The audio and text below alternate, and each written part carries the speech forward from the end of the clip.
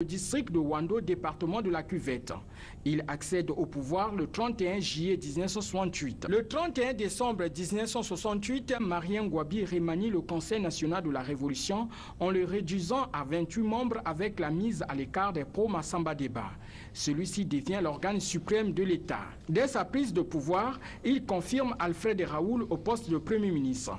Au cours des premières années de pouvoir, Marien Ngouabi entreprend la construction politique du pays sur le modèle soviétique. La rupture est nette avec Alphonse Massamba Deba, dont la référence était la Chine communiste.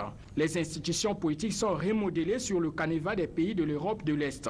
Le 31 décembre 1969 se tiennent les travaux du Congrès constitutif du Parti congolais du travail, parti unique d'avant-garde d'idéologie marxiste et léniniste. Une nouvelle constitution est promulguée à cette occasion.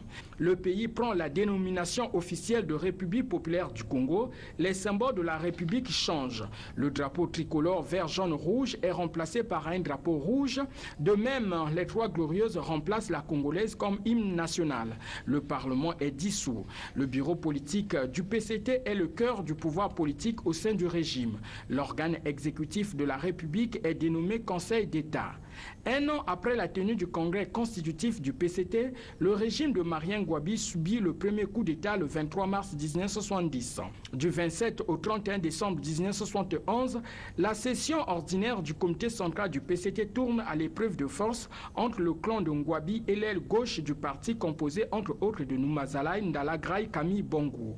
À l'issue de cette session, des exclusions ont été prononcées au bureau politique et au comité central. Le bureau politique est réduit à 5 membres.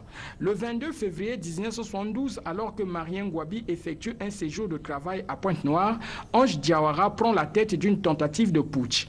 Mais le commandant Yombi Opango, chef d'état-major, fait échec à l'entreprise.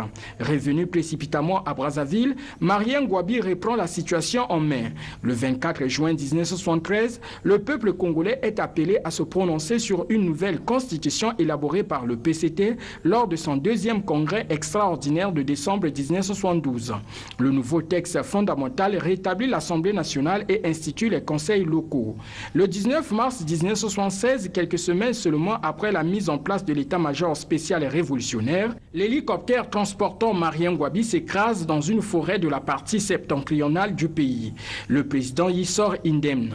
En novembre 1976 se tient une conférence du parti pour analyser le processus de la révolution et ses perspectives. Les préparatifs du troisième congrès extraordinaire y sont abordés. Mais avant sa tenue, le président Marien Ngouabi est assassiné le 18 mars 1977. Avec le président Marien Ngouabi, le Congo a connu sa deuxième tentative de maîtrise du processus du développement à travers le programme triennal de développement économique, social et culturel couvrant la période 1975-1977. Il accorde une place prépondérante à l'agriculture qui a été proclamée priorité des priorités par le comité central du PCT.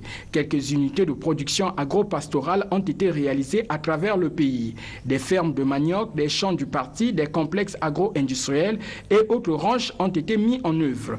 De plus, la coopération chinoise a apporté son expertise à la création de la ferme d'État de Kombé. Le commandant Marien Ngouabi, voulant doter le pays d'un appareil de production fort, a procédé à la nationalisation de plusieurs entreprises privées installées au Congo. Sous le président Marien Ngouabi, une seconde usine textile dénommée Impreco a été créée. Le président Ngouabi a fait construire en 1972, avec l'aide de la Chine, la centrale hydroélectrique